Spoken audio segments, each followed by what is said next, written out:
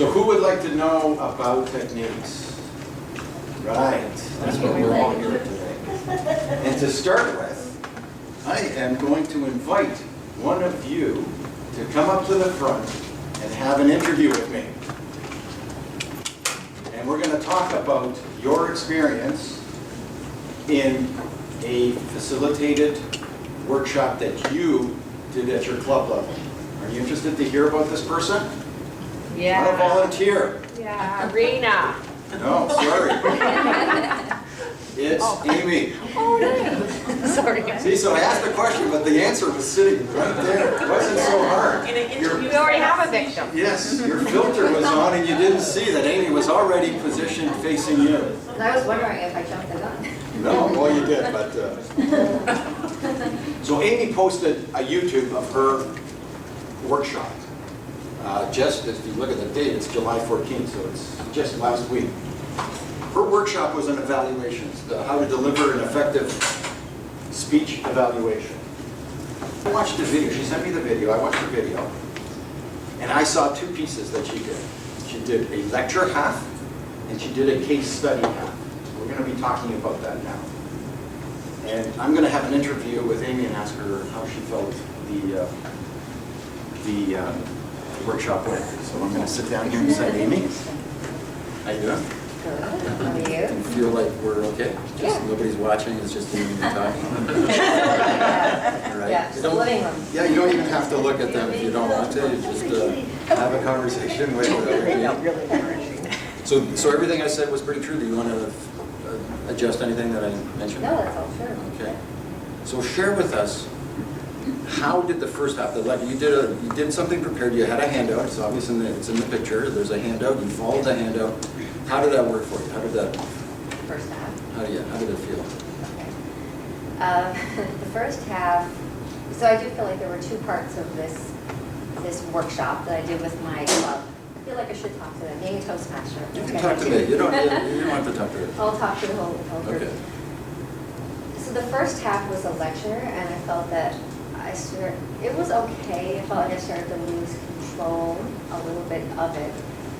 I hadn't really set, going back to the ground rules, I hadn't really set good ground rules for people to be able to interrupt me and ask questions. And I think Toastmasters are sort of conditioned to that one way, because we sit there and hear people give speeches. It's assumed. It's assumed. And so when I got up there, I think that the person who introduced me, the Toastmaster, may have said, oh, this will be interactive. But I didn't establish good ground rules. So I felt like the first half was lecture. Like I was just doing that, like what Juan was doing earlier, like take the brain, sort of like lift the head off and like dump in the information. And I was trying to get them to give me something, but it was very difficult. And it was silent and it unnerved me. And so I think as you saw in the video, I say at one point, you guys are really quiet. Like, are you shell-shocked? And then after that kind of broke the ice and they started to loosen up and we did our case study and the exercise and then it got much more interactive. Okay, well, hold on. So the case study is the second half. The second half. So the yes. first half, and this was my observation, she actually said, and you can see it in the video because it's public now, is why is everybody so quiet? You must be shell-shocked. And then you hesitated, and it was as if you were waiting for the audience to actually start talking. Like but you didn't give them permission to do anything. They didn't know what to say. Like there was no question. There was no, and then you said, okay, we're going to do something different. And then it started the second half, which was the case study. And so let me explain the case study. The case study was interesting. She gave 4 scenarios, 4 different evaluations, like maybe a 3-line evaluation of a speech. And they were all very similar, but there were just little things changed. And the little things that changed kind of drew back to the lecture, right? So this is what a good evaluation should include. Measured, meaningful, and motivational was the main components. We'll leave that. And so the little things changed, and the purpose of the case study was for people to discover which is the best one of the 4, and which one included the measured, meaningful, and motivational. Does everybody understand that part? Okay. So now, how did that feel at, well, let me flip the picture because I got to give you justice, right? This is the audience after the case study. Okay, a little bit different body language. There's a couple smiles up there. Yeah. Okay, that went much better. So once I did I gave them the handout, which, as Roman said, it had these 4 mini evaluations, a case study. So it was this woman, Anna, who was giving her second Toastmaster speech. And so the lecture part had focused on those 3 M's, measured, meaningful, and motivational. And then in groups, I had them break into kind of like this, like small little groups, I think 3 people per group. They had to discuss which was the best of the 4 evaluations. And then we kind of reconvened for a larger group discussion at the end. And I felt like, yeah, you could see the body language loosened up. There was some laughter in the video. People suddenly felt they had permission to speak. Whereas, in the beginning, it's like I sort of was head down, just doing a lecture. Then it's like it became more lively, and people seemed to get more out of it. And at the end, when I asked if they found this useful, they said yes, and I believed that. It seemed like everyone... The body language, the body right? language, The feedback you got, the energy in the room was more positive. So I think that interactive activity really helped convey the learning. Okay. Does anyone have a question for Amy? Why do you think that is? Okay. Why? Well, in terms of like the second half, why they seem to... Or the big difference between the first half and the Yeah. second? I think that I didn't plan out the first half as well as I could have. I knew in my mind what I wanted to say, like kind of work through the handout material, but I ended up going into it in more depth than I realized. I think I could have practiced a little bit more the first material, and I just kind of got too much into the weeds of it.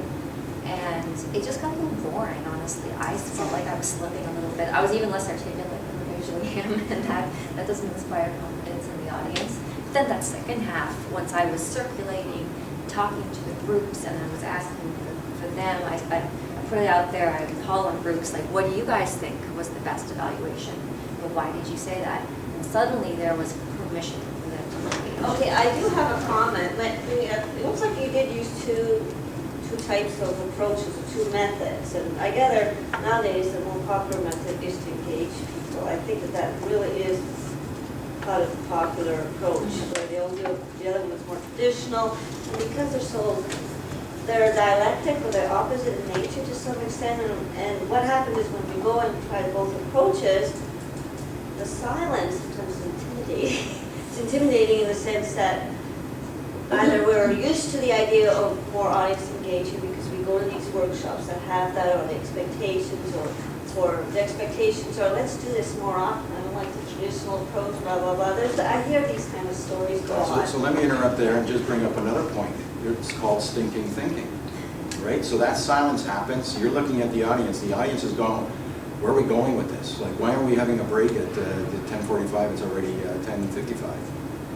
And then you go, oh my gosh, right? And stinking thinking comes into your brain and it goes, this is falling apart on me. Yeah, so that's why the preparation and rehearsal is really good. You can shorten it up a bit, but it's not to say that you don't use that method at all. It's just control it. It's true. Control it and stay with it, so to speak. So let me interrupt. So let me ask, did you get any stinking thinking while that was happening?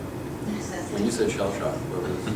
Yeah, that was some of my frustration with the group leaking out, honestly. Like, I wasn't mad, but I was unnerved by it, and I was trying to get people to engage more, and trying to prep them for the fact that now we're moving into a more interactive part with the case studies. So when your brain goes into that mode, what's your brain not doing?